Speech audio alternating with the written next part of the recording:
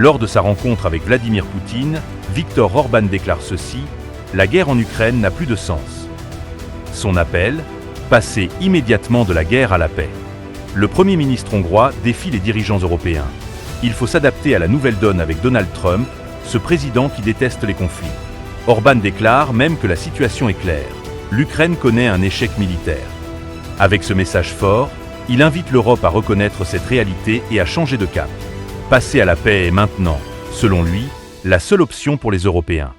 Une prise de position audacieuse et controversée. Que pensez-vous de la sortie du Premier ministre hongrois? Écoutez son discours. Aujourd'hui, pour la 11e fois, j'ai pu rencontrer le président russe.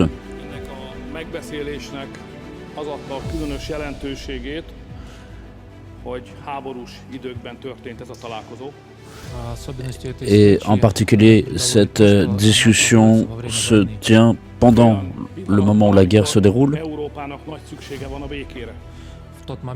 au moment où l'Europe a vraiment besoin de la paix.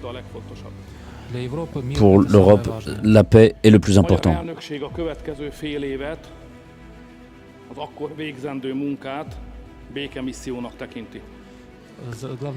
La mission la plus importante pour les 6 mois qui viennent pendant notre présidence, c'est de lutter pour la paix.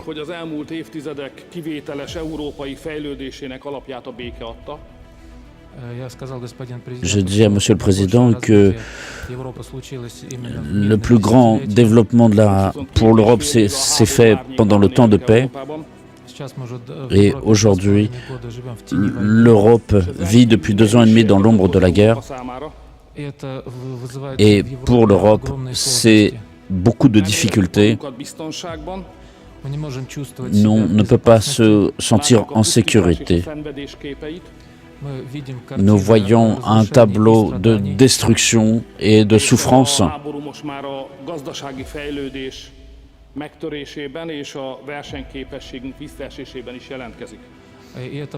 Et cette guerre a commencé à avoir une grande influence sur la situation économique et la compétitivité de l'Europe. Et comme je l'ai dit à Monsieur le Président, l'Europe a besoin de la paix.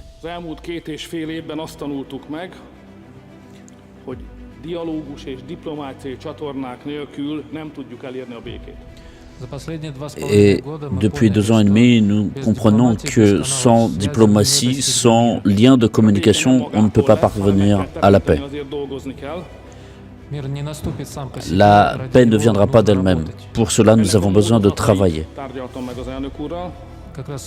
Et justement, un moyen d'obtenir la paix, c'est ce que nous avons discuté avec le président Poutine aujourd'hui. Et je voulais savoir quel est le moyen, la voie la plus courte pour parvenir à cette paix.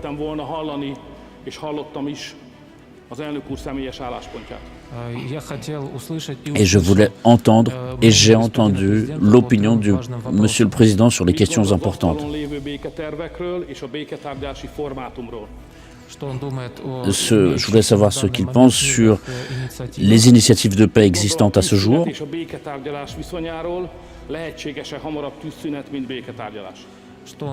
et ce qu'il pense également d'un cessez-le-feu et de discussions de paix, dans quel ordre elles peuvent être organisées.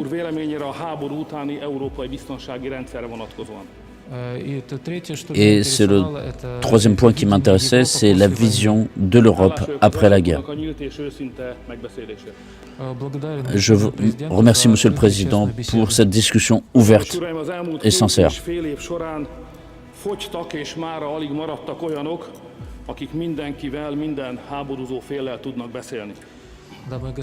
Mesdames, Messieurs, depuis 2 ans et demi, il n'y a pas eu de pays qui aurait pu avoir des discussions avec une partie comme l'autre.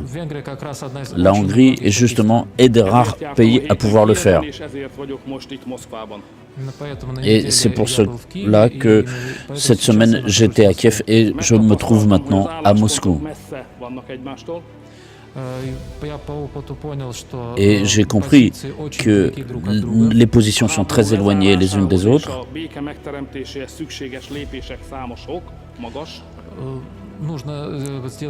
On a besoin de faire beaucoup de pas pour essayer de rapprocher les positions.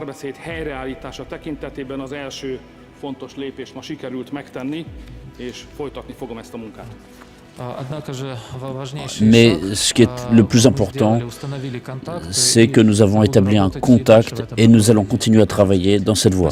Je vous remercie.